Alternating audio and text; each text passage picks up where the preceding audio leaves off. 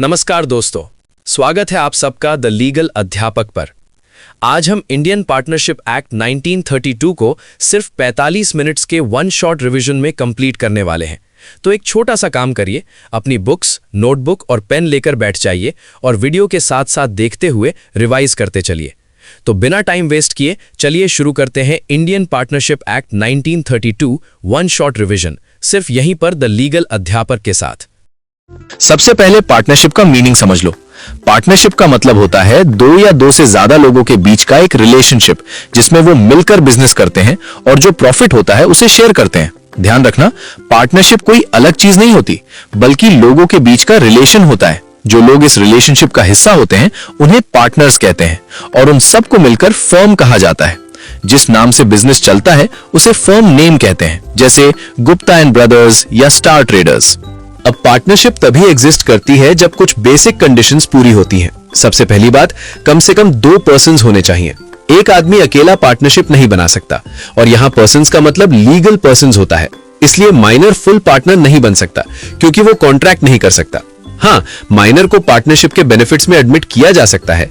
Example के लिए राम और श्याम पार्टनर्स हैं और श्याम का बेटा मोहन माइनर है, तो मोहन प्रॉफिट का हिस्सा ले सकता है लेकिन लॉस के लिए लायबल नहीं होगा। एक तरीके से देखो तो माइनर पार्टनर तो फर्म में दूल्हे का साला होता है।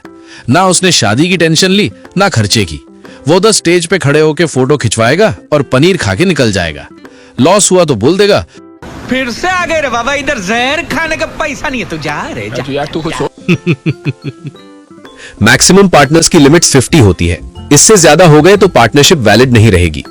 दूसरी इंपॉर्टेंट बात यह है कि पार्टनरशिप हमेशा अग्रीमेंट से बनती है, स्टेटस से पार्टनरशिप नहीं बनती। अग्रीमेंट रिटन भी हो सकता है और ओरल भी। सिर्फ इसलिए कि दो लोग भाई हैं या फादर और सन है, पार्टनरशिप अपने आप नहीं बन जाती। बिल्कुल वैसे ही जैसे तुम्हारे उसको गुड मॉर्निंग बोलने से या उसकी इंस्टा पे स्टोरी लाइक करने से तुम दोनों रिलेशनशिप में नहीं आ जाते। जब तक बिजनेस करने और प्रॉफिट शेयर करने का अग्रीमेंट नहीं होगा तब तक पार्टनरशिप नहीं होगी। तीसरी बात, पार्टनरशिप सिर्फ बिजनेस के लिए होती है। बिजनेस का मतलब सिर्फ शॉप या फैक्ट्री नहीं होता। बिजनेस में ट्रेड, प्रोफेशन और ऑक्यूपेशन सब आते हैं जब तक प्रॉफिट मोटिव हो। डॉक्टर्स का क्लिनिक, सीए फर्म, लॉयर का चेंबर, ये सब पार्टनरशिप हो सकती है। लेकिन अगर कोई काम सिर्फ चैरिटी के लिए हो, जैसे फ्री लंगर चलाना, तो वो पार्टनरशिप नहीं होगा क्योंकि प्रॉफिट मोटिव ही नहीं है। चौथी बात, पार्टनरशिप में प्रॉफिट का शेयरिंग होना जरूरी है। प्रॉफिट शेयरिंग पार्टनरशिप का एसेंशियल एलिमेंट है, लेकिन लॉस शेयरिंग जरूरी नहीं है। एग्जाम्पल के लिए अग्रीमेंट में लिखा हो सकता है कि ए और बी प्रॉफिट शेयर करेंगे, लेकिन लॉस सिर्फ बी उठाएगा, फिर भी पार्टनरशिप वैलिड रहेगी। और अब सबसे इंपॉर्टेंट पॉइंट, जो पार्टनरशिप की जान है, वो है म्यूचुअल एजेंसी। इसका मतलब यह होता है कि हर पार्टनर फर्म का एजेंट भी होता है और प्रिंसिपल भी। मतलब कोई एक पार्टनर अगर फर्म के बिजनेस के कोर्स में कोई काम करता है तो बाकी पार्टनर्स भी उस एक्ट से बाउंड हो जाते हैं। एग्जाम्पल के लिए ए, बी और सी पार्टनर्स हैं।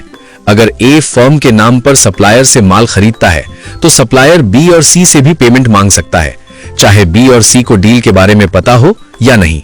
अब ये समझ लो कि पार्टनरशिप को पहचाना कैसे जाता है। पार्टनरशिप अग्रीमेंट से बनती है, स्टेटस से नहीं। इसलिए हस्बैंड वाइफ होने से या फादर सन होने से पार्टनरशिप ऑटोमेटिकली नहीं बन जाती। प्रॉफिट शेयरिंग पार्टनरशिप का प्राइमा फेसी एविडेंस होता है। मतलब पहली नजर में लग सकता है कि पार्टनरशिप है, लेकिन ये फाइनल प्रूफ नहीं होता। एग्जाम्पल के लिए अगर लैंडलॉर्ड टेनेंट से प्रॉफिट का हिस्सा लेता है तो भी वो पार्टनर नहीं बन जाता। सबसे स्ट्रॉन्ग टेस्ट म्यूचुअल एजेंसी ही होता है। जहां म्यूचुअल एजेंसी है वहां पार्टनरशिप है, और जहां म्यूचुअल एजेंसी नहीं है वहां पार्टनरशिप नहीं है। अब पार्टनरशिप के टाइप्स को समझ लेते हैं। कभी कभी पार्टनरशिप बिना किसी फिक्स टाइम के शुरू होती है। ऐसी पार्टनरशिप में ना तो ड्यूरेशन फिक्स होती है और ना ही डिसॉल्व करने के रूल्स लिखे होते हैं। इस टाइप की पार्टनरशिप को कोई भी पार्टनर किसी भी टाइम लिखित नोटिस देकर खत्म कर सकता है। इसी को पार्टनरशिप एट विल कहते हैं। एग्जाम्पल के लिए राम और श्याम बिना टाइम लिमिट के बिजनेस स्टार्ट करते हैं। दूसरी तरफ अगर पार्टनरशिप के अग्रीमेंट में ड्यूरेशन फिक्स हो, जैसे 5 साल के लिए, तो वो पार्टनरशिप फिक्स्ड पीरियड की होती है। अगर 5 साल के बाद भी पार्टनर्स बिना नया अग्रीमेंट बनाए बिजनेस कंटिन्यू करते हैं तो वो पार्टनरशिप एट विल बन जाती है। कभी कभी पार्टनरशिप पूरे बिजनेस के लिए होती है और कभी सिर्फ एक स्पेसिफिक काम के लिए। जब पार्टनरशिप पूरे बिजनेस के लिए होती है तो उसे जनरल पार्टनरशिप कहते हैं। जैसे एबीसी ट्रेडर्स जो भी बिजनेस करे सब पार्टनरशिप के अंदर आता है। लेकिन अगर पार्टनरशिप सिर्फ एक पर्टिकुलर प्रोजेक्ट के लिए बनी हो, जैसे सिर्फ एक बिल्डिंग का कंस्ट्रक्शन प्रोजेक्ट, तो उसे पर्टिकुलर पार्टनरशिप कहते हैं और प्रोजेक्ट कंप्लीट होते ही पार्टनरशिप खत्म हो जाती है। अब एक प्रैक्टिकल चीज समझ लो जिससे फ्यूचर में प्रॉब्लम्स अवॉइड होती हैं, वो है पार्टनरशिप डीड। पार्टनरशिप डीड एक रिटन डॉक्यूमेंट होता है जिसमें पार्टनर्स के बीच के रूल्स लिखे होते हैं। इसमें कैपिटल कौन कितना लगाएगा, प्रॉफिट और लॉस का रेशियो क्या होगा, इंटरेस्ट मिलेगा या नहीं, पार्टनर को सैलरी या कमीशन मिलेगी या नहीं, नए पार्टनर को कैसे एडमिट किया जाएगा और कोई पार्टनर रिटायर करे तो कैसे करेगा, ये सब लिखा होता है। अगर पार्टनरशिप डीड नहीं होती तो पार्टनरशिप एक्ट के डिफॉल्ट रूल्स अप्लाई हो जाते हैं, जो कभी कभी पार्टनर्स को पसंद नहीं आते। अब पार्टनर्स के टाइप समझ लो, क्योंकि एग्जाम में यहीं से डायरेक्ट क्वेश्चंस आते हैं। एक्टिव पार्टनर वो होता है जो बिजनेस में एक्टिवली काम करता है, जैसे शॉप पर बैठना, डील्स करना। स्लीपिंग पार्टनर वो होता है जो प्रॉफिट का हिस्सा लेता है लेकिन डेली बिजनेस में एक्टिव रोल नहीं लेता। नॉमिनल पार्टनर वो होता है जो सिर्फ अपना नाम यूज करने देता है, शायद ब्रांड वैल्यू के लिए, बिना कैपिटल लगाए और बिना प्रॉफिट लिए, लेकिन फिर भी थर्ड पार्टीज के लिए लायबल होता है। पार्टनर इन प्रॉफिट्स ओनली सिर्फ प्रॉफिट का हिस्सा लेता है, लॉस का नहीं, लेकिन थर्ड पार्टीज के लिए फिर भी रिस्पॉन्सिबल होता है। इनकमिंग पार्टनर वो होता है जो बाद में फर्म में आता है और वो एडमिशन से पहले के एक्ट्स के लिए लायबल नहीं होता। आउटगोइंग पार्टनर वो होता है जो फर्म छोड़ देता है, लेकिन जब तक पब्लिक नोटिस नहीं दी जाती तब तक थर्ड पार्टीज के लिए लायबल रहता है। और पार्टनर बाय होल्डिंग आउट या पार्टनर बाय एस्टॉपल वो होता है जो खुद को पार्टनर के रूप में प्रोजेक्ट करता है या दूसरों को ऐसा करने देता है जिससे लोग उस पर ट्रस्ट कर लेते हैं। ऐसे केस में चाहे एक्चुअल एग्रीमेंट हो या ना हो, वो पार्टनर की तरह लायबल हो जाता है। आओ एक क्वेश्चन के थ्रू समझे पार्टनर बाय होल्डिंग आउट। मान लो बेटा एक्स और वाई एक फर्म के पार्टनर्स हैं।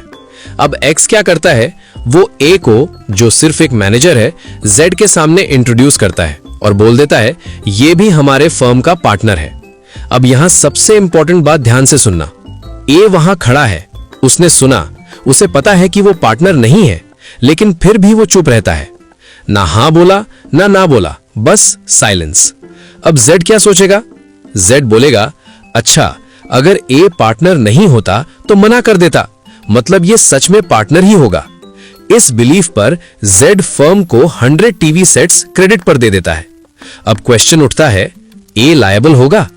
ए तो एक्चुअल पार्टनर ही नहीं है ना। यहीं पर पार्टनर बाय होल्डिंग आउट का कॉन्सेप्ट अप्लाई होता है। लॉ कहता है बेटा, अगर कोई पर्सन खुद को पार्टनर के रूप में रिप्रेजेंट करे या किसी और को ऐसा करने दे और थर्ड पार्टी उस रिप्रेजेंटेशन पर भरोसा करके क्रेडिट दे, तो वो पर्सन पार्टनर की तरह लायबल होगा, चाहे वो रियल पार्टनर हो या नहीं। यहां ए ने क्या किया? ए ने मना नहीं किया, और लॉ के लिए साइलेंस भी एक रिप्रेजेंटेशन होती है। इसलिए ए ने क्या किया? ए ने अलाउ किया कि लोग उसे पार्टनर समझें। जेड ने उसी बिलीफ पर गुड्स दिए, तो ए जेड के सामने लायबल हो गया। कंक्लूजन होगा, दो A is not a real partner, he is liable as a partner by holding out because he allowed himself to be represented as a partner and Z gave credit relying on such representation. Future CS, अब हम partnership को थोड़ा compare करके समझेंगे, क्योंकि law में किसी concept को ट्रूली समझने का बेस्ट तरीका होता है उसे दूसरी चीजों से डिस्टिंग्विश करना। सबसे पहले पार्टनरशिप और क्लब का डिफरेंस समझते हैं। पार्टनरशिप एक एसोसिएशन होती है पर्सन्स की जो बिजनेस करते हैं प्रॉफिट कमाने के लिए, और ये बिजनेस सब मिलकर या कोई एक सबके लिए करता है। क्लब बिल्कुल अलग कॉन्सेप्ट है। क्लब भी एसोसिएशन ऑफ पर्सन्स होता है, लेकिन उसका ऑब्जेक्टिव प्रॉफिट कमाना नहीं होता। क्लब का ऑब्जेक्टिव होता है मेंबर्स की रिक्रिएशन, हेल्थ इंप्रूवमेंट या सोशल पर्पस। एग्जाम्पल के लिए जिम क्लब या क्रिकेट क्लब का गोल प्रॉफिट कमाना नहीं होता, जबकि फिटनेस इक्विपमेंट्स ट्रेडर्स प्रॉफिट के लिए बिजनेस करता है। रिलेशनशिप में भी फर्क है। पार्टनरशिप में हर पार्टनर दूसरे पार्टनर्स का एजेंट होता है, इसलिए एक पार्टनर का एक्ट बाकी सबको बाइंड करता है। क्लब में मेंबर एजेंट नहीं होता, एक मेंबर दूसरे मेंबर को बाइंड नहीं कर सकता। प्रॉपर्टी के केस में भी डिफरेंस है। पार्टनर का फर्म की प्रॉपर्टी में इंटरेस्ट होता है, लेकिन क्लब के मेंबर का क्लब की प्रॉपर्टी में कोई ओनरशिप इंटरेस्ट नहीं होता। डिसोल्यूशन के पॉइंट पर भी फर्क है। पार्टनरशिप में पार्टनर चेंज होने से फर्म का एग्जिस्टेंस अफेक्ट हो सकता है, लेकिन क्लब में मेंबर्स बदलने से क्लब का एग्जिस्टेंस खत्म नहीं होता। अब पार्टनरशिप और हिंदू अनडिवाइडेड फैमिली के बीच डिफरेंस समझते हैं, जो थोड़ा कंसेप्चुअल है। पार्टनरशिप हमेशा अग्रीमेंट से बनती है। दो लोग बैठकर डिसाइड करते हैं कि हम बिजनेस करेंगे। HUF में अग्रीमेंट का कॉन्सेप्ट ही नहीं होता। HUF राइट बाय स्टेटस होती है, मतलब फैमिली में बर्थ से HUF का मेंबर बन जाते हो। डेथ ऑफ मेंबर में भी डिफरेंस है। पार्टनरशिप में पार्टनर की डेथ से नॉर्मली पार्टनरशिप डिसॉल्व हो जाती है जब तक अग्रीमेंट में कुछ और ना लिखा हो। HUF में किसी मेंबर की डेथ से HUF डिसॉल्व नहीं होती। मैनेजमेंट की केस में भी डिफरेंस है। पार्टनरशिप में सब पार्टनर्स इक्वली एंटाइटल्ड होते हैं बिजनेस मैनेज करने के लिए। HUF में मैनेजमेंट का राइट कर्ता के पास होता है, जो फैमिली का सीनियर मोस्ट मेंबर होता है। अथॉरिटी टू बाइंड के केस में भी डिफरेंस है। पार्टनरशिप में हर पार्टनर फर्म को बाइंड कर सकता है। HUF में सिर्फ कर्ता ही HUF को बाइंड कर सकता है। लायबिलिटी के केस में पार्टनरशिप में सब पार्टनर्स की लायबिलिटी अनलिमिटेड होती है। HUF में कर्ता की लायबिलिटी अनलिमिटेड होती है, लेकिन को पार्टनर्स की लायबिलिटी सिर्फ उनके शेयर तक लिमिटेड होती है। माइनर्स के केस में भी डिफरेंस है। पार्टनरशिप में माइनर पार्टनर नहीं बन सकता, सिर्फ बेनिफिट्स में एडमिट होता है। HUF में माइनर बर्थ से मेंबर होता है। कंटिन्यूटी में भी फर्क है। पार्टनरशिप डेथ या इंसॉल्वेंसी से खत्म हो सकती है, HUF कंटिन्यूअस होती है। मेंबर्स के नंबर में भी डिफरेंस है। पार्टनरशिप में मैक्सिमम 50 मेंबर्स हो सकते हैं। HUF में मेंबर्स अनलिमिटेड हो सकते हैं। शेयर के केस में पार्टनरशिप में पार्टनर का शेयर फिक्स्ड होता है अग्रीमेंट के अकॉर्डिंग। HUF में शेयर फ्लक्चुएट करता रहता है, बर्थ से कम हो जाता है, डेथ से बढ़ जाता है। अब पार्टनरशिप और जॉइंट स्टॉक कंपनी का डिफरेंस समझते हैं, जो एग्जाम का हॉट फेवरेट है। पार्टनरशिप एक सेपरेट लीगल एंटिटी नहीं होती। फर्म और पार्टनर्स अलग अलग नहीं होते। कंपनी एक सेपरेट लीगल एंटिटी होती है, जैसे एक अलग लीगल पर्सन। एजेंसी का कॉन्सेप्ट भी अलग है। पार्टनरशिप में हर पार्टनर एजेंट होता है, कंपनी में शेयर होल्डर एजेंट नहीं होता। प्रॉफिट डिस्ट्रीब्यूशन में भी फर्क है। पार्टनरशिप में प्रॉफिट डीड के अकॉर्डिंग डिस्ट्रीब्यूट होता है। कंपनी में प्रॉफिट तभी मिलता है जब डिविडेंड डिक्लेयर हो। लायबिलिटी में पार्टनरशिप में पार्टनर्स की लायबिलिटी अनलिमिटेड होती है। कंपनी में शेयर होल्डर्स की लायबिलिटी लिमिटेड होती है, शेयर्स के अमाउंट तक। प्रॉपर्टी के केस में पार्टनरशिप की प्रॉपर्टी जॉइंट एस्टेट होती है। कंपनी की प्रॉपर्टी कंपनी की अपनी होती है। ट्रांसफर ऑफ इंटरेस्ट में भी डिफरेंस है। पार्टनरशिप में पार्टनर अपना शेयर बिना सबकी कंसेंट के ट्रांसफर नहीं कर सकता। कंपनी में share holder shares freely transfer कर सकता है, स्पेशली पब्लिक कंपनी में। मैनेजमेंट में पार्टनरशिप में पार्टनर्स बिजनेस चलाते हैं। कंपनी में मैनेजमेंट डायरेक्टर्स के पास होता है। शेयर होल्डर्स सिर्फ वोटिंग करते हैं। रजिस्ट्रेशन में भी डिफरेंस है। पार्टनरशिप का रजिस्ट्रेशन कंपलसरी नहीं है, कंपनी का रजिस्ट्रेशन कंपलसरी होता है। वाइंडिंग अप में पार्टनरशिप म्यूचुअल एग्रीमेंट से कभी भी डिसॉल्व हो सकती है। कंपनी का वाइंडिंग अप लीगल प्रोसेस से होता है। मेंबर्स के नंबर में भी डिफरेंस है। पार्टनरशिप में मैक्सिमम 50 मेंबर्स, कंपनी में प्राइवेट कंपनी में 200 और पब्लिक कंपनी में मिनिमम 7, मैक्सिमम अनलिमिटेड हो सकते हैं। ड्यूरेशन में पार्टनरशिप लिमिटेड होती है, जबकि कंपनी परपेचुअल सक्सेशन एंजॉय करती है। अब पार्टनरशिप और को ओनरशिप का डिफरेंस समझते हैं, जो ट्रिक क्वेश्चन बनकर आता है। पार्टनरशिप हमेशा कॉन्ट्रैक्ट से बनती है। को ओनरशिप अग्रीमेंट से भी बन सकती है और लॉ से भी, जैसे इनहेरिटेंस के थ्रू। पार्टनरशिप में इंप्लाइड एजेंसी होती है, हर पार्टनर एजेंट होता है। को ओनरशिप में को ओनर एजेंट नहीं होता। इंटरेस्ट के नेचर में भी डिफरेंस है। पार्टनरशिप में प्रॉफिट्स और लॉसेस शेयर होते हैं। को ओनरशिप में प्रॉफिट्स और लॉसेस का कॉन्सेप्ट जरूरी नहीं होता। ट्रांसफर ऑफ इंटरेस्ट में पार्टनरशिप में कंसेंट चाहिए। को ओनरशिप में को ओनर अपना हिस्सा बिना परमिशन के ट्रांसफर कर सकता है। अब लास्ट में पार्टनरशिप और एसोसिएशन का डिफरेंस समझते हैं। पार्टनरशिप का मतलब होता है बिजनेस के लिए रिलेशनशिप, जिसमें प्रॉफिट कमाने और शेयर करने का इंटेंशन होता है। एसोसिएशन सोशल या चैरिटेबल पर्पस के लिए होती है, जहां प्रॉफिट मोटिव नहीं होता। एग्जाम्पल के लिए बिजनेस चलाने के लिए पार्टनरशिप होती है, जबकि चैरिटेबल ट्रस्ट, रिलीजियस एसोसिएशन या ट्रेड प्रोटेक्शन एसोसिएशन के एग्जाम्पल होते हैं।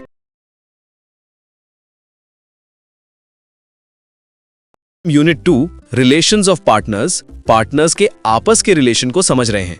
ये यूनिट पार्टनरशिप का रियल बिहेवियर बताता है, यानी पार्टनर्स को एक दूसरे के साथ कैसे एक्ट करना चाहिए, उनके राइट्स क्या हैं और उनकी ड्यूटीज क्या हैं। सबसे पहले जनरल ड्यूटीज ऑफ पार्टनर समझ लो। लॉ कहता है कि पार्टनर्स को फर्म का बिजनेस मैक्सिमम कॉमन एडवांटेज के लिए चलाना चाहिए। मतलब कोई भी पार्टनर अपना पर्सनल फायदा देखकर फर्म का नुकसान नहीं कर सकता। साथ ही हर पार्टनर को दूसरे पार्टनर या उसके लीगल रिप्रेजेंटेटिव को फर्म से रिलेटेड सारी इंपॉर्टेंट इंफॉर्मेशन देनी होती है। और हाँ, पार्टनर्स आपस में अकाउंट्स रेंडर करने के लिए बाउंड होते हैं, मतलब पैसों का हिसाब देना ही पड़ेगा। एग्जाम्पल के लिए, अगर ए पार्टनर सेल्स का डेटा छुपा रहा है तो वो अपनी ड्यूटी तोड़ रहा है। अब आते हैं फ्रॉड से लॉस वाले पॉइंट पर। अगर कोई पार्टनर बिजनेस के कंडक्ट में फ्रॉड करता है और उस फ्रॉड की वजह से फर्म को लॉस होता है, तो वो पार्टनर उस पूरे लॉस को भरने के लिए जिम्मेदार होगा। एग्जाम्पल, अगर एक पार्टनर फेक परचेज बिल्स बनाकर पैसा निकाल लेता है, तो बाकी पार्टनर्स को वो लॉस नहीं उठाना पड़ेगा, बल्कि फ्रॉड करने वाला पार्टनर ही इंडेमनिफाई करेगा। अब समझते हैं राइट्स और ड्यूटीज का डिटर्मिनेशन। नॉर्मली पार्टनर्स के राइट्स और ड्यूटीज उनके बीच के कॉन्ट्रैक्ट से डिसाइड होते हैं। ये कॉन्ट्रैक्ट रिटन भी हो सकता है और कंडक्ट से इम्प्लाइड भी हो सकता है, और अगर सारे पार्टनर्स अग्री कर लें तो कॉन्ट्रैक्ट को चेंज भी किया जा सकता है। अब समझो कि सेक्शन 27 नॉर्मली बोलता है बिजनेस करने से रोकना गलत है, पर पार्टनरशिप में अगर अग्रीमेंट में लिखा हो कि पार्टनर सिर्फ फर्म का ही बिजनेस करेगा और कोई और नहीं, तो ये अलाउड है। ये रेस्ट्रिक्शन सिर्फ तब तक वैलिड है जब तक वो पर्सन पार्टनर है। अब कंडक्ट ऑफ बिजनेस पर आते हैं। हर पार्टनर को बिजनेस के कंडक्ट में पार्ट लेने का राइट होता है। साथ ही हर पार्टनर अपनी ड्यूटीज अटेंड करने के लिए बाउंड होता है। अगर बिजनेस से रिलेटेड कोई डिफरेंस ऑफ ओपिनियन हो तो नॉर्मली मेजॉरिटी का डिसीजन माना जाता है, लेकिन अगर डिसीजन बिजनेस के नेचर को ही बदल देता हो, जैसे ट्रेडिंग फर्म को मैन्युफैक्चरिंग में बदलना, तो ये तब तक नहीं हो सकता जब तक सारे पार्टनर्स अग्री ना करें। हर पार्टनर को फर्म की बुक्स ऑफ अकाउंट्स इंस्पेक्ट करने और कॉपी निकालने का भी पूरा राइट होता है। एग्जाम्पल, अगर ए अकाउंट्स देखना चाहता है तो बी मना नहीं कर सकता। अब म्यूचुअल राइट्स एंड लायबिलिटीज समझ लो। एक इंपॉर्टेंट रूल यह है कि पार्टनर को नॉर्मली बिजनेस चलाने के लिए रेम्यूनरेशन का राइट नहीं होता जब तक अग्रीमेंट में स्पेसिफिकली ना लिखा हो। प्रॉफिट्स सब पार्टनर्स को इक्वली मिलते हैं और लॉसेस भी इक्वली बेयर करते हैं जब तक कॉन्ट्रैक्ट में कुछ और ना लिखा हो। कैपिटल पर इंटरेस्ट सिर्फ प्रॉफिट के आउट ऑफ मिलता है, लेकिन अगर कोई पार्टनर फर्म के पर्पस के लिए अपने पर्सनल पैसे एडवांस करता है तो उसे 6% पर एनम इंटरेस्ट मिलता है। और अगर पार्टनर बिजनेस के नॉर्मल कंडक्ट में या इमरजेंसी में फर्म को बचाने के लिए कोई पर्सनल लायबिलिटी उठाता है तो फर्म उसे इंडेमनिफाई करेगी। एग्जाम्पल, इमरजेंसी में पार्टनर अपने पैसे से सप्लायर को पे करता है ताकि फर्म का माल रिलीज हो, तो फर्म बाद में उससे पैसा वापस करेगी। ड्यूटी टू इंडेमनिफाई फर्म का मतलब होता है अगर किसी पार्टनर की जानबूझकर लापरवाही यानी विलफुल नेग्लेक्ट की वजह से फर्म को नुकसान होता है, तो वो पार्टनर फर्म को वो नुकसान का पैसा भर के देगा, यानी कॉम्पेंसेट करेगा। अब नेक्स्ट पार्ट है पार्टनरशिप प्रॉपर्टी। फर्म की प्रॉपर्टी में वो सारी प्रॉपर्टी आती है जो पार्टनर्स फर्म में लाते हैं या जो फर्म बिजनेस के कोर्स में खरीदती है, और गुडविल भी फर्म की प्रॉपर्टी होती है। लेकिन एक बहुत इंपॉर्टेंट बात याद रखना, फर्म की प्रॉपर्टी और पार्टनर की पर्सनल प्रॉपर्टी अलग होती है। मान लो पार्टनर ए फर्म की डिलीवरी वैन में अपनी गर्लफ्रेंड को घुमाने निकल गया, तभी दूसरा पार्टनर पीछे से आता और बोलता है, ओए ये वैन तेरा बाप यहाँ छोड़कर गया था कि तेरी माँ? कहता है ये फर्म की प्रॉपर्टी है, तेरी पर्सनल वैन नहीं। सिंपल बात है दोस्तों, सेक्शन 14 कहता है प्रॉपर्टी सिर्फ बिजनेस के लिए यूज होगी। सिर्फ इसलिए कि पार्टनर अपनी पर्सनल प्रॉपर्टी फर्म की बिजनेस में यूज कर रहा है, वो प्रॉपर्टी फर्म की नहीं बन जाती जब तक अग्रीमेंट ना हो। एग्जाम्पल, अगर पार्टनर अपना गोडाउन फर्म को यूज करने देता है तो वो गोडाउन ऑटोमेटिकली फर्म की प्रॉपर्टी नहीं बन जाता। गुडविल पर ध्यान दो, गुडविल भी फर्म की प्रॉपर्टी होती है। जब फर्म डिसॉल्व होती है तो गुडविल नॉर्मली सब पार्टनर्स के बेनिफिट के लिए होती है, लेकिन अगर कोई प्रॉपर्टी एक्सक्लूसिवली किसी एक पार्टनर की है और सिर्फ बिजनेस के लिए यूज हो रही है तो वो पार्टनरशिप प्रॉपर्टी नहीं बन जाती जब तक अग्रीमेंट ना हो। अब एप्लीकेशन ऑफ फर्म प्रॉपर्टी समझ लो। फर्म की प्रॉपर्टी सिर्फ फर्म के बिजनेस के लिए ही यूज हो सकती है, पर्सनल काम के लिए नहीं। और अगर कोई पार्टनर फर्म के बिजनेस या फर्म के नाम का यूज करके पर्सनल प्रॉफिट कमा लेता है तो उस प्रॉफिट का हिसाब फर्म को देना पड़ेगा। एग्जाम्पल, अगर पार्टनर सप्लायर से सीक्रेट कमीशन ले रहा है तो वो उसका पर्सनल पैसा नहीं है, वो फर्म का पैसा माना जाएगा। लास्ट में आता है rights and duties after change in firm. अगर फर्म में नया पार्टनर आता है या कोई पार्टनर रिटायर या डाई हो जाता है या फर्म अपना ओरिजिनल बिजनेस के अलावा कोई और बिजनेस स्टार्ट कर देती है या फर्म एक्सपायरी के बाद भी बिजनेस कंटिन्यू करती है, तो नॉर्मली म्यूचुअल राइट्स और ड्यूटीज सेम रहती हैं जब तक पार्टनर्स कुछ और अग्री ना कर लें। मतलब डिफॉल्ट अजम्पशन ये होता है कि पुराने रूल्स ही कंटिन्यू होंगे। Future CS. अब हम relation of partners to third party से स्टार्ट करते हैं। यहीं से पार्टनरशिप का असली लीगल इंपैक्ट बाहर वाली दुनिया पर पड़ता है। सबसे पहले गोल्डन रूल याद रखो, पार्टनर फर्म का एजेंट होता है। मतलब जब भी पार्टनर फर्म के बिजनेस के लिए काम करता है तो वो फर्म की तरफ से काम करता है, अपनी पर्सनल कैपेसिटी में नहीं। इसलिए पार्टनर के एक्ट्स फर्म को बाइंड कर देते हैं। अब इम्प्लाइड अथॉरिटी समझते हैं। इम्प्लाइड अथॉरिटी का मतलब होता है वो अथॉरिटी जो पार्टनर को ऑटोमेटिकली मिल जाती है। बिना लिखे, क्योंकि वो पार्टनर है। ऑर्डिनरी कोर्स ऑफ बिजनेस में जो काम नॉर्मल माना जाता है वो पार्टनर कर सकता है और फर्म उससे बाउंड होती है। लेकिन लॉ यहाँ क्लियर लाइन ड्रॉ करता है। पार्टनर अपनी इंप्लाइड अथॉरिटी में कुछ काम नहीं कर सकता, जैसे फर्म के डिस्प्यूट को आर्बिट्रेशन में भेजना, फर्म के नाम पर इमूवेबल प्रॉपर्टी खरीदना या बेचना, फर्म के नाम से बैंकिंग अकाउंट ओपन करना अगर कस्टम अलाउ ना करे, फर्म के केस को विड्रॉ कर लेना या फर्म की लायबिलिटी एडमिट कर लेना। एग्जाम्पल के लिए, अगर ए पार्टनर बिना पूछे फर्म की लैंड बेच देता है तो फर्म ऑटोमेटिकली बाउंड नहीं होगी, क्योंकि इमूवेबल प्रॉपर्टी बेचना इंप्लाइड अथॉरिटी में नहीं आता है। अब mode of doing act to bind firm समझ लो। अगर कोई एक्ट फर्म को बाइंड करना है तो वो फर्म के नाम में होना चाहिए या ऐसे तरीके से होना चाहिए जिससे क्लियरली लगे कि इंटेंशन फर्म को बाइंड करने का है। सिर्फ पर्सनल नाम में किया गया काम फर्म को बाइंड नहीं करेगा। अब एक्सटेंशन और रिस्ट्रिक्शन ऑफ इंप्लाइड अथॉरिटी आता है। पार्टनर्स आपस में डिसाइड कर सकते हैं कि इंप्लाइड अथॉरिटी को रिस्ट्रिक्ट या एक्सटेंड करेंगे, लेकिन ध्यान रखो, थर्ड पार्टी के लिए वो रिस्ट्रिक्शन तभी वैलिड होगी जब थर्ड पार्टी को उस रिस्ट्रिक्शन का नॉलेज हो। अगर थर्ड पार्टी को पता ही नहीं था तो फर्म फिर भी बाउंड हो सकती है। एग्जाम्पल, अगर पार्टनर्स डिसाइड करते हैं कि एक क्रेडिट पर माल नहीं खरीदेगा लेकिन सप्लायर को यह बात पता नहीं थी, तो फर्म सप्लायर के लिए लायबल रहेगी। अब इमरजेंसी अथॉरिटी समझ लो। इमरजेंसी में पार्टनर को एक्स्ट्रा अथॉरिटी मिल जाती है।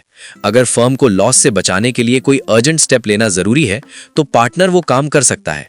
बस कंडीशन ये है कि वो काम एक ऑर्डिनरी प्रूडेंट पर्सन भी ऐसी सिचुएशन में करता। एग्जाम्पल, फ्लड के टाइम पार्टनर गुड्स को सस्ते में बेच देता है ताकि पूरा स्टॉक बर्बाद ना हो, तो फर्म बाउंड होगी। अब effect of admission bye partner पर आते हैं। पार्टनर जब फर्म के बिजनेस के ऑर्डिनरी कोर्स में कोई स्टेटमेंट या एडमिशन करता है तो वो फर्म के अगेंस्ट एविडेंस माना जाता है। मतलब पार्टनर की बात फर्म की बात मानी जाती है, लेकिन ये सिर्फ पार्टनरशिप बिजनेस से रिलेटेड होना चाहिए। अब effect of notice to acting partner समझ लो। अगर कोई नोटिस किसी एक्टिंग पार्टनर को दी जाती है तो वो फर्म को दी गई नोटिस मानी जाती है, लेकिन ये नोटिस एक्चुअल होनी चाहिए। सिर्फ अज्यूम करना काफी नहीं होता। और नोटिस स्लीपिंग पार्टनर को देने से फर्म बाउंड नहीं होती। फ्रॉड के केस में ये रूल अप्लाई नहीं होता। अब आते हैं लायबिलिटी टू थर्ड पार्टीज पर। सबसे इंपॉर्टेंट रूल, हर पार्टनर फर्म के एक्ट्स के लिए जॉइंटली और सेवरली लायबल होता है। मतलब क्रेडिटर किसी एक पार्टनर से भी पूरा पैसा रिकवर कर सकता है। अब अगर कोई partner ordinary course of business में कोई गलत काम करता है और थर्ड पार्टी को लॉस होता है तो फर्म भी उतनी ही लायबल होती है जितना वो पार्टनर। एग्जाम्पल, डिलीवरी के टाइम पार्टनर की नेग्लिजेंस से गुड्स डैमेज हो जाते हैं तो फर्म कॉम्पेंसेट करेगी। अब मिस अप्रोप्रिएशन बाय पार्टनर का केस समझते हैं। अगर पार्टनर अपनी अपैरेंट अथॉरिटी के अंदर किसी थर्ड पार्टी से पैसा या प्रॉपर्टी रिसीव करता है और उसे गलत यूज करता है तो फर्म लायबल होती है। या अगर फर्म के बिजनेस के कोर्स में पैसा आता है और बाद में किसी पार्टनर के द्वारा मिस अप्लाई हो जाता है तो भी फर्म को लॉस भरना पड़ेगा। एग्जाम्पल, कस्टमर ने फर्म को पेमेंट दी, पार्टनर ने पॉकेट में डाल ली, तो फर्म कस्टमर को डिनाई नहीं कर सकती। अब rights of transferee of partners interest पर आते हैं। पार्टनर अपना शेयर किसी और को ट्रांसफर कर सकता है, लेकिन ट्रांसफरी पार्टनर नहीं बन जाता।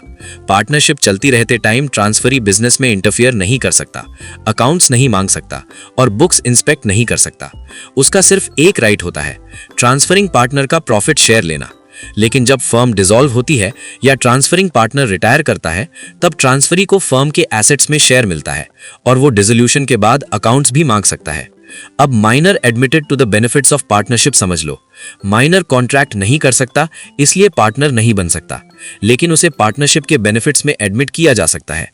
माइनर प्रॉफिट का हिस्सा ले सकता है, फर्म की प्रॉपर्टी में इंटरेस्ट रखता है और अकाउंट्स इंस्पेक्ट कर सकता है, लेकिन फर्म के डेट्स के लिए उसकी पर्सनल लायबिलिटी नहीं होती। जैसे ही माइनर मेजॉरिटी अटेन करता है उसे 6 मंथ्स के अंदर डिसाइड करना होता है कि वो पार्टनर बनेगा या नहीं। अगर वो पार्टनर बनने का डिसाइड करता है तो पास्ट और फ्यूचर दोनों लायबिलिटीज उस पर आ जाती हैं। अगर वो पार्टनर नहीं बनता तो पब्लिक नोटिस के बाद उसकी लायबिलिटी खत्म हो जाती है। माइनर को इंसॉल्वेंट डिक्लेयर नहीं किया जा सकता, लेकिन अगर फर्म इंसॉल्वेंट हो जाती है तो माइनर का शेयर ऑफिशियल रिसीवर या असाइनी में वेस्ट हो जाता है। फ्यूचर सीएज, अब हम पहले माइनर अटेनिंग मेजॉरिटी से स्टार्ट करते हैं क्योंकि ये कॉन्सेप्ट थोड़ा कंफ्यूजिंग होता है। अब जब माइनर मेजॉरिटी अटेन करता है तो लॉ उसे चॉइस देता है। मेजॉरिटी अटेन करने के बाद 6 मंथ्स के अंदर माइनर को डिसाइड करना होता है कि वो फर्म में पार्टनर बनना चाहता है या नहीं। अगर वो डिसाइड ही नहीं करता और साइलेंट रहता है तो लॉ अज्यूम कर लेता है कि वो पार्टनर बन गया। अब 2 सिचुएशंस होती हैं। अगर वो पार्टनर बनने का इलेक्ट करता है तो उसके राइट्स और लायबिलिटीज पार्टनर जैसे हो जाते हैं। मतलब फर्म के सारे एक्ट्स के लिए वो पर्सनली लायबल हो जाता है, इंक्लूडिंग वो एक्ट्स जो उसने माइनर के टाइम के बेनिफिट्स के दौरान एंजॉय किए थे। लेकिन प्रॉफिट शेयर वही रहता है जो पहले डिसाइड हुआ था। एग्जाम्पल, अगर मोहन माइनर था और प्रॉफिट लेता था, मेजॉरिटी के बाद पार्टनर बनने पर वो लॉसेस और लायबिलिटीज भी उठाएगा। अगर वो पार्टनर बनने का इलेक्ट नहीं करता तो उसकी पोजीशन थोड़ी डिफरेंट होती है। उसकी लायबिलिटी सिर्फ माइनर के टाइम तक के एक्ट्स तक लिमिटेड रहती है। मेजॉरिटी के बाद फर्म के किसी भी एक्ट के लिए वो लायबल नहीं होता। लेकिन एक कंडीशन है, उसे पब्लिक नोटिस देना होता है कि वो पार्टनर नहीं बन रहा। साथ ही वो अपना शेयर ऑफ प्रॉपर्टी और प्रॉफिट्स क्लेम कर सकता है, जैसे कोई नॉर्मल आउटगोइंग पार्टनर करता है। अब आते हैं legal consequences of partner coming in and going out पर। सबसे पहले introduction of a partner.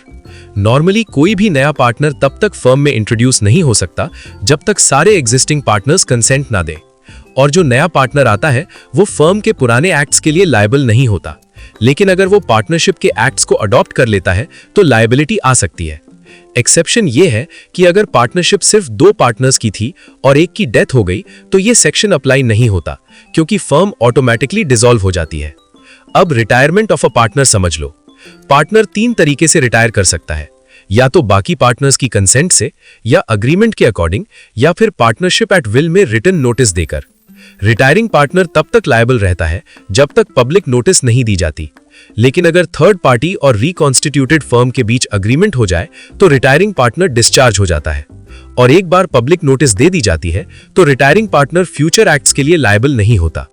Example, अगर राम रिटायर हो गया पर पब्लिक नोटिस नहीं दी तो सप्लायर राम को अभी भी पार्टनर समझकर सू कर सकता है। अब एक्सपल्शन ऑफ अ पार्टनर पर आते हैं। पार्टनर को एक्सपेल करना इतना इजी नहीं है। 3 कंडीशंस कंपलसरी हैं। पहली, एक्सपल्शन का पावर कॉन्ट्रैक्ट में होना चाहिए। दूसरी, पावर मेजॉरिटी के द्वारा एक्सरसाइज होनी चाहिए। तीसरी, एक्सपल्शन गुड फेथ में होनी चाहिए। अगर इनमें से कोई भी कंडीशन मिसिंग है तो एक्सपल्शन इनवैलिड हो जाता है। गुड फेथ का मतलब होता है कि एक्सपल्शन फर्म के इंटरेस्ट में हो, पार्टनर को प्रॉपर हियरिंग का मौका दिया गया हो। अगर ये सब फॉलो नहीं हुआ तो एक्सपल्शन नल एंड वॉइड होगी। मेरे प्यारे फ्यूचर सीएज, आज एक बहुत ही मसालेदार केस स्टडी देखते हैं। इमेजिन करो, एक तरफ बिजनेस चल रहा है और दूसरी तरफ घर की लड़ाई, द ड्रामा। एक पार्टनरशिप फर्म है जिसमें 3 यार X, Y और Z काम कर रहे हैं। सब सही चल रहा था, पर फिर एंट्री हुई इनकी बेटर हाफ्स की। लेडीज क्लब में X और Y की वाइफ्स का झगड़ा हो गया। X की वाइफ को थोड़ी चोट लग गई और बस X का खून खौल उठा। X ने Z को पट्टी पढ़ाई और दोनों ने मिलकर Y को धक्के मार के फॉर्म से बाहर निकाल दिया, वो भी बिना बताए। अब सवाल यह है, क्या पर्सनल दुश्मनी की वजह से किसी को निकालना वैलिड है? देखो फ्यूचर सीएस, लॉ कहता है कि एक्सपल्जन मतलब निकालना गुड फेथ में होना चाहिए। ये कोई बिग बॉस का घर नहीं है कि जब मन किया यू आर एविक्टेड बोल दिया। इसके लिए 3 शर्तें हैं जिसे हम गुड फेथ टेस्ट कहते हैं। पहली शर्त यह है कि पार्टनरशिप डीड में पहले से लिखा होना चाहिए कि किसी को निकाला जा सकता है। दूसरी शर्त यह है कि मेजॉरिटी पार्टनर्स जैसे X और Z राजी होने चाहिए। तीसरी और सबसे इंपॉर्टेंट शर्त गुड फेथ की है, जो तभी माना जाएगा जब निकालना बिजनेस के भले के लिए हो, पार्टनर को नोटिस दिया गया हो और उसको अपनी बात रखने का एक मौका दिया गया हो। The verdict. इस केस में X और Z ने तो सारे रूल्स तोड़ दिए। उन्होंने सिर्फ पर्सनल गुस्से में Y को निकाला, बिजनेस के फायदे के लिए नहीं। उन्होंने ना कोई नोटिस दिया और ना ही Y की बात सुनी। रिजल्ट ये निकलता है कि Y का एक्सपल्जन नल एंड वॉइड है, मतलब 0 और इनवैलिड है। Y अभी भी पार्टनर है, चाहे उनकी वाइव्स क्लब में बॉक्सिंग करें या रेसलिंग। अब इंसॉल्वेंसी ऑफ अ पार्टनर समझते हैं। जब कोई पार्टनर इंसॉल्वेंट डिक्लेयर होता है तो वो उस डेट से फर्म का पार्टनर नहीं रहता। अगर पार्टनरशिप अग्रीमेंट में ऐसा लिखा है तो फर्म डिसॉल्व भी हो सकती है। इंसॉल्वेंट पार्टनर के एस्टेट को फर्म के फ्यूचर एक्ट्स के लिए लायबल नहीं माना जाता और फर्म भी इंसॉल्वेंट पार्टनर के पर्सनल एक्ट्स के लिए लायबल नहीं होती। अब liability of estate of deceased partner पर आते हैं। नॉर्मली पार्टनर की डेथ से फर्म डिसॉल्व हो जाती है जब तक अग्रीमेंट में कुछ और ना लिखा हो। लेकिन डिसीज्ड पार्टनर का एस्टेट फर्म के फ्यूचर एक्ट्स के लिए लायबल नहीं होता, सिर्फ डेथ तक के एक्ट्स के लिए ही लायबल होता है। अब rights of outgoing partner to carry on competing business समझ लो। आउटगोइंग पार्टनर अपना कंपीटिंग बिजनेस स्टार्ट कर सकता है और एडवर्टाइजमेंट भी कर सकता है, लेकिन वो फर्म का नाम यूज नहीं कर सकता, फर्म का बिजनेस रिप्रेजेंट नहीं कर सकता और पुराने कस्टमर्स को मिसलीड नहीं कर सकता। एग्जाम्पल, राम फर्म छोड़कर सेम लाइन का बिजनेस स्टार्ट कर सकता है, लेकिन ex partner of XYZ and को बोलकर कस्टमर्स को कंफ्यूज नहीं कर सकता। अब right of outgoing partner to share subsequent profits पर आते हैं। अगर आउटगोइंग पार्टनर का अकाउंट सेटल नहीं हुआ और बाकी पार्टनर्स फर्म का बिजनेस कंटिन्यू कर रहे हैं, तो आउटगोइंग पार्टनर को चॉइस मिलती है, या तो वो अपने ड्यू अमाउंट पर इंटरेस्ट ले ले या फिर सब्सिक्वेंट प्रॉफिट्स में शेयर क्लेम करे। ये राइट तब आता है जब अकाउंट्स प्रॉपर्ली सेटल नहीं हुए होते। अब हम समझते हैं एक और बहुत ही इंपॉर्टेंट कॉन्सेप्ट को, जो है section 37, right of outgoing partner to share subsequent profits. Imagine करो, एक पार्टनर फर्म से चला गया, या तो उसकी डेथ हो गई या वो रिटायर हो गया, पर उसके हिस्से का पैसा यानी कैपिटल अभी भी बिजनेस में ही लगा हुआ है। कंटिन्यूइंग पार्टनर्स ने उसका फाइनल सेटलमेंट नहीं किया और उसके पैसे से प्रॉफिट कमा रहे हैं, तो क्या वो बेचारा पार्टनर या उसकी फैमिली हाथ पर हाथ धरे बैठी रहेगी? बिल्कुल नहीं। लॉ कहता है कि अगर सेटलमेंट नहीं हुआ है तो आउटगोइंग पार्टनर या उसके लीगल रिप्रेजेंटेटिव्स के पास दो ऑप्शंस होते हैं, जो भी उनके लिए ज्यादा फायदेमंद हो। शेयर इन प्रॉफिट, जितना मुनाफा उसके हिस्से के पैसे यानी कैपिटल की वजह से हुआ है उसमें अपना शेयर मांगना। इंटरेस्ट, या फिर अपने कैपिटल पर 6% पर एनम का इंटरेस्ट मांगना। लेकिन ध्यान रहे, अगर बाकी पार्टनर्स के पास उसका शेयर खरीदने का ऑप्शन कॉन्ट्रैक्ट में था और उन्होंने सही से पैसे दे दिए, तो फिर मुनाफा मांगने का हक खत्म हो जाता है। एक मजेदार एग्जाम्पल, मान लो बीइंग असेट्स एकेडमी में 3 पार्टनर्स थे, ए, बी और सी। सी रिटायर हो गया और उसका 10 लाख रुपीस फर्म में ही रह गया। ए और बी ने वो 10 लाख रुपीस वापस नहीं किए और उससे नया बैच स्टार्ट करके 2 लाख रुपीस का प्रॉफिट कमा लिया। अब सी के पास 2 रास्ते हैं, या तो वो चेक करे कि उसके 10 लाख की वजह से कितना प्रॉफिट हुआ, मान लो वो 50,000 रुपीस बनता है और वो मांग ले, या फिर सीधे सीधे अपने 10 लाख रुपीस पर 6% इंटरेस्ट मांग ले, जो 60,000 रुपीस बनता है। सी होशियार है, वो 60,000 रुपीस वाला ऑप्शन चुनेगा क्योंकि वहां ज्यादा पैसा मिल रहा है। और लास्ट में रेवोकेशन ऑफ कंटिन्यूइंग गारंटी। जब फर्म के कॉन्स्टिट्यूशन में चेंज होता है, जैसे पार्टनर की डेथ, रिटायरमेंट या एडमिशन, तो जो कंटिन्यूइंग गारंटी थी वो ऑटोमेटिकली फ्यूचर ट्रांजैक्शंस के लिए रिवोक हो जाती है, जब तक अग्रीमेंट में कुछ और ना लिखा हो। एग्जाम्पल, बैंक को दी गई गारंटी पार्टनर चेंज होने के बाद नए लोन्स के लिए ऑटोमेटिकली अप्लाई नहीं होगी।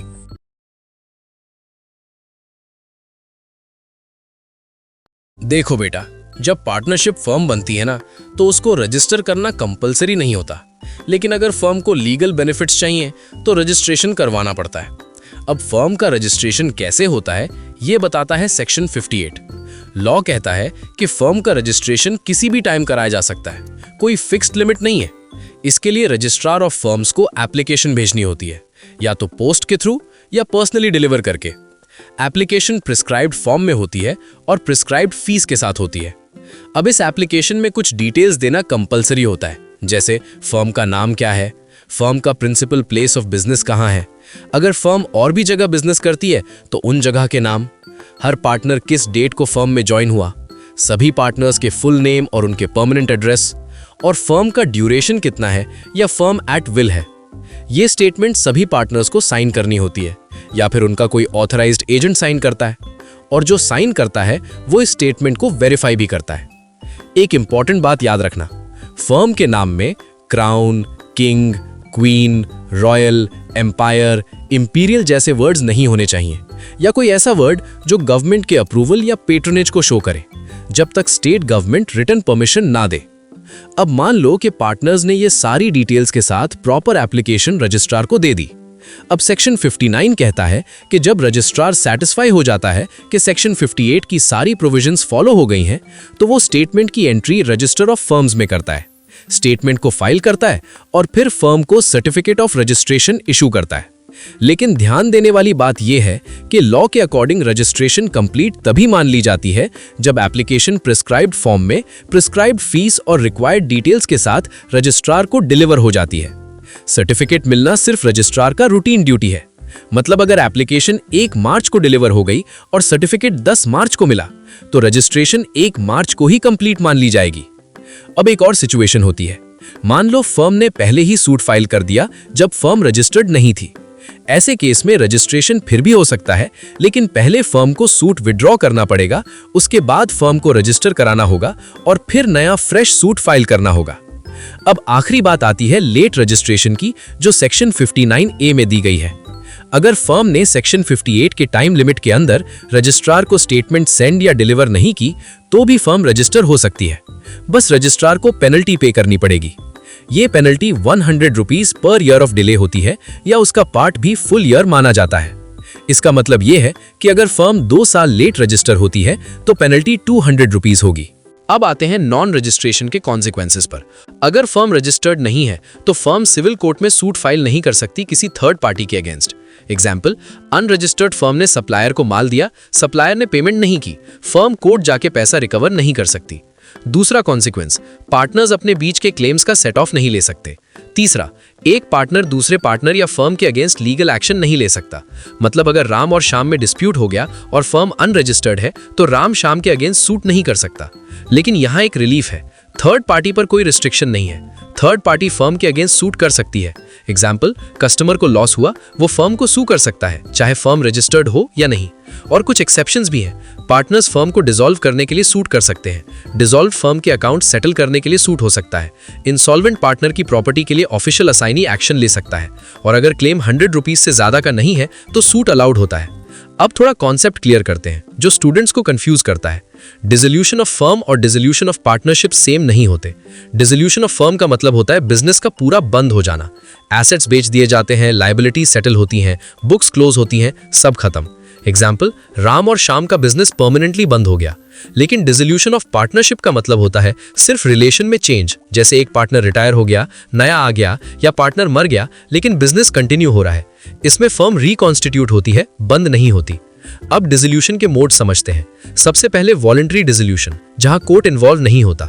अगर सारे पार्टनर्स अग्री कर लें कि फर्म डिसॉल्व करनी है तो फर्म डिसॉल्व हो जाएगी। एग्जाम्पल, 3 पार्टनर्स ने डिसाइड कर लिया कि बिजनेस प्रॉफिटेबल नहीं है, बंद कर देते हैं। अगर पार्टनरशिप डीड में पहले से लिखा है कि 5 इयर्स बाद फर्म डिसॉल्व हो जाएगी तो 5 इयर्स कंप्लीट होते ही फर्म डिसॉल्व हो जाएगी। अब कंपलसरी डिसोल्यूशन, अगर कोई ऐसा इवेंट हो जाए जिससे बिजनेस इलीगल हो जाए तो फर्म डिसॉल्व हो जाती है। एग्जाम्पल, फर्म का मेन बिजनेस ही इलीगल डिक्लेयर हो गया, लेकिन अगर फर्म मल्टीपल वेंचर्स कर रही है और सिर्फ एक इलीगल हो गया तो सिर्फ उस वेंचर का इफेक्ट पड़ेगा, पूरी फर्म ऑटोमेटिकली डिसॉल्व नहीं होगी। अब सर्टेन कंटिंजेंसीज पर डिसोल्यूशन, अगर फर्म फिक्स टर्म के लिए बनी थी और टर्म एक्सपायर हो गया, फर्म डिसॉल्व। अगर फर्म किसी स्पेसिफिक प्रोजेक्ट के लिए बनी थी और प्रोजेक्ट कंप्लीट हो गया, फर्म डिसॉल्व। पार्टनर की डेथ हो गई, फर्म डिसॉल्व, जब तक अग्रीमेंट में ना लिखा हो कि बिजनेस कंटिन्यू करेगा। पार्टनर इंसॉल्वेंट हो गया तो भी फर्म डिसॉल्व हो सकती है। अब पार्टनरशिप एट विल का केस लो, यहां कोई भी पार्टनर रिटन नोटिस देकर फर्म डिसॉल्व कर सकता है।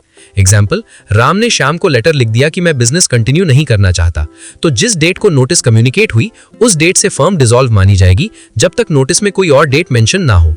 अब last part, dissolution by court. Court तब इंटरवीन करती है जब सिचुएशन सीरियस हो, जैसे कोई पार्टनर अनसाउंड माइंड हो गया, परमानेंटली इनकेपेबल हो गया, मिसकॉन्डक्ट कर रहा है, अग्रीमेंट का बार बार ब्रीच कर रहा है, या बिजनेस लगातार लॉस में चल रहा है और फ्यूचर में प्रॉफिट की कोई होप नहीं है। इन सब केसेस में कोर्ट फर्म डिसॉल्व कर सकती है। चलो फ्यूचर सीएस, अब हम इन टॉपिक्स को अच्छे से समझते हैं। सबसे पहला ग्राउंड है इंसैनिटी या अनसाउंड माइंड। अगर फर्म का कोई पार्टनर जो स्लीपिंग पार्टनर नहीं है पागल हो जाता है या अनसाउंड माइंड हो जाता है तो बाकी पार्टनर्स या उस इनसेन पार्टनर का नेक्स्ट फ्रेंड कोर्ट में जाकर फर्म डिसॉल्व करवाने की डिमांड कर सकता है। लेकिन एक बात याद रखना, टेम्पररी इलनेस या शॉर्ट टर्म सिकनेस इस ग्राउंड में नहीं आती। एग्जाम्पल समझो, ए, बी और सी पार्टनर्स हैं। ए को टाइफाइड हो गया और वो 2-3 हफ्ते काम नहीं कर पाया।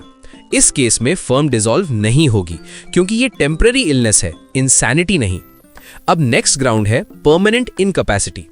इसका मतलब होता है कि कोई पार्टनर परमानेंटली अपना काम करने के लायक नहीं रहा। ये फिजिकल डिसेबिलिटी या परमानेंट इलनेस की वजह से हो सकता है। यहां भी जो पार्टनर सूट फाइल कर रहा है वो खुद इनकेपेबल नहीं होना चाहिए। एग्जाम्पल लो, ए, बी और सी पार्टनर्स हैं। बी का एक्सीडेंट हो गया और वो परमानेंटली पैरालाइज्ड हो गया। अब वो फर्म के काम में कभी पार्टिसिपेट नहीं कर सकता। ए और सी कोर्ट जाकर फर्म डिसॉल्व करवा सकते हैं। अब आता है मिसकंडक्ट। अगर कोई पार्टनर ऐसा गलत कंडक्ट करता है जिसका फर्म के बिजनेस पर बुरा इफेक्ट पड़ता है तो कोर्ट फर्म डिसॉल्व कर सकती है। जरूरी नहीं कि मिसकंडक्ट बिजनेस से ही रिलेटेड हो, इंपॉर्टेंट यह है कि उसका इफेक्ट बिजनेस पर पड़े। एग्जाम्पल समझो, फर्म एक रिप्यूटेड कंसल्टेंसी है और एक पार्टनर पब्लिक में इल्लीगल एक्टिविटीज में पकड़ा जाता है, जिससे फर्म की रेपुटेशन खराब हो जाती है। कोर्ट इस ग्राउंड पर डिसोल्यूशन ऑर्डर कर सकती है। अब नेक्स्ट ग्राउंड है परसिस्टेंट ब्रीच ऑफ अग्रीमेंट।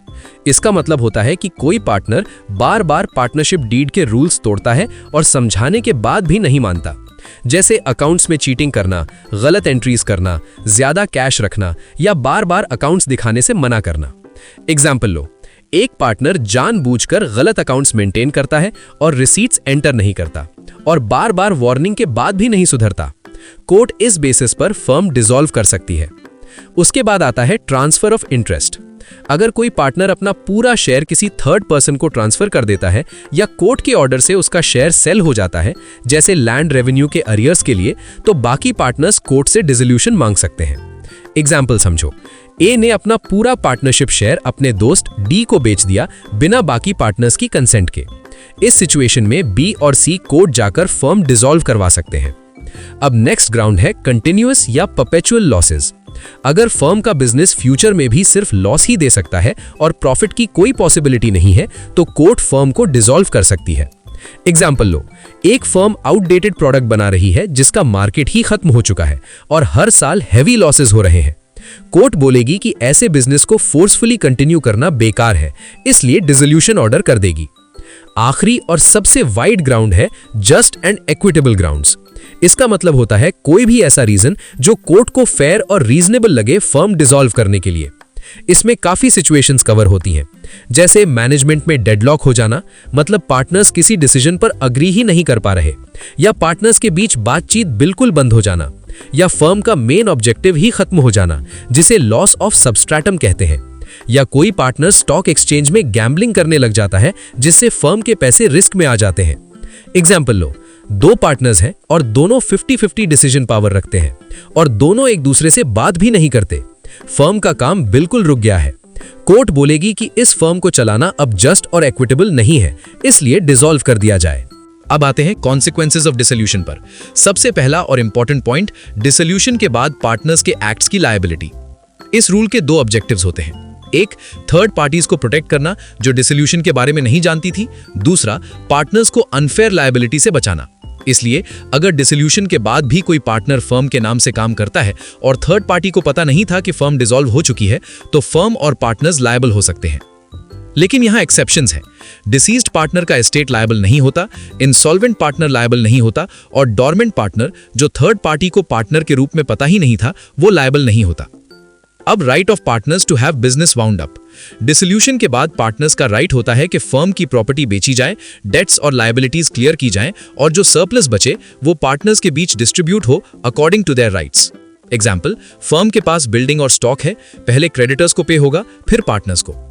अब कंटिन्यूइंग अथॉरिटी ऑफ पार्टनर्स बहुत इंपॉर्टेंट कॉन्सेप्ट है। डिसोल्यूशन के बाद भी पार्टनर्स की अथॉरिटी कंप्लीटली खत्म नहीं होती। जितना काम फर्म को प्रॉपरली वाइंड अप करने के लिए जरूरी है, उतनी अथॉरिटी कंटिन्यू करती है। एग्जाम्पल, पेंडिंग ऑर्डर कंप्लीट करना, आउटस्टैंडिंग पेमेंट रिकवर करना, ये सब अलाउड है। देखो बेटा, सेक्शन 48 तब अप्लाई होता है जब फर्म डिसॉल्व हो जाती है, मतलब बिजनेस बंद हो गया, अब अकाउंट सेटल करने हैं। सबसे पहले हम ये देखते हैं कि लॉस कैसे बेयर किया जाएगा। लॉ बोलता है losses including deficiency of capital पहले प्रॉफिट से पे होंगे। अगर प्रॉफिट्स ही नहीं है या कम है तो कैपिटल से एडजस्ट होंगे, और अगर कैपिटल भी इनसफिशिएंट हो जाता है तो पार्टनर्स अपनी जेब से पैसा लाएंगे, और वो भी प्रॉफिट शेयरिंग रेशियो में, कैपिटल रेशियो में नहीं। अब एसेट्स का यूज कैसे होगा वो सुनो। फर्म के पास जो एसेट्स आए उनको एक फिक्स्ड ऑर्डर में यूज किया जाता है। सबसे पहले आउटसाइड क्रेडिटर्स को पे करेंगे क्योंकि उनका पैसा सबसे पहले चुकाना होता है। उसके बाद अगर किसी पार्टनर ने लोन दिया है तो उस लोन को क्लियर करेंगे।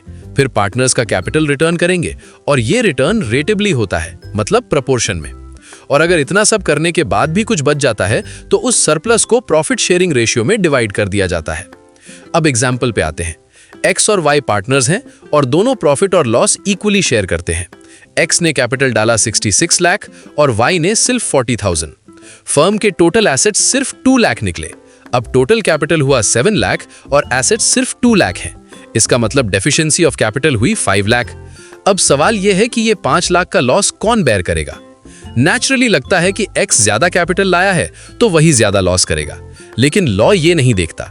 सेक्शन 48 क्लियरली बोलता है कि deficiency of capital profit sharing ratio में शेयर होती है और यहाँ रेशियो 1:1 है। इसलिए X के एस्टेट पर 2.5 लाख का लॉस आएगा और Y पर भी 2.5 लाख का लॉस आएगा, चाहे Y ने कैपिटल कम डाला हो। इसको याद रखना, लॉस हमेशा प्रॉफिट शेयरिंग रेशियो में जाता है जब तक अग्रीमेंट कुछ और ना बोले।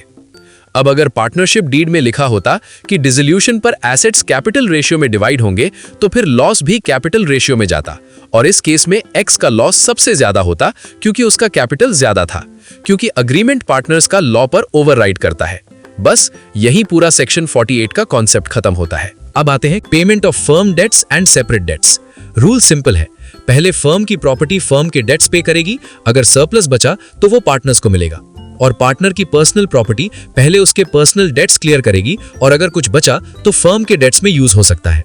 एग्जाम्पल, फर्म का लोन पहले फर्म के एसेट से क्लियर होगा, पार्टनर के पर्सनल लोन से नहीं। दोस्तों, यहाँ होता है द इंडियन पार्टनरशिप एक्ट 1932 का खत्म। Bye bye, tata, good bye, गया। आई होप पार्टनरशिप के सारे concepts, partners, mutual agency, rights और ड्यूटीज अब आपको मस्त तरीके से समझ आ गए होंगे। फ्यूचर सीएज, याद रखो, पार्टनरशिप में प्रॉफिट भी शेयर होता है और रिस्पॉन्सिबिलिटी भी। ये कोई बीजीएमआई स्क्वाड नहीं है जहां टीममेट नॉक हो जाए तो इग्नोर कर दो, यहां सबकी लायबिलिटी जुड़ी होती है। अगर एग्जाम्स निकालने हैं और पार्टनरशिप एक्ट के शॉर्ट नोट्स चाहिए तो फटाफट नीचे कमेंट करो पार्टनरशिप पक्की। और हाँ, एक इंपॉर्टेंट वार्निंग, अगर बिना सब्सक्राइब किए यहां से गए ना तो एग्जाम में आपका आंसर तो होगा पर मार्क्स किसी स्लीपिंग पार्टनर की तरह चुपचाप गायब हो जाएंगे। इसलिए सब्सक्राइब करो, लाइक करो और लॉ को बोरिंग नहीं, स्कोरिंग सब्जेक्ट बनाओ। मिलते हैं नेक्स्ट वीडियो में।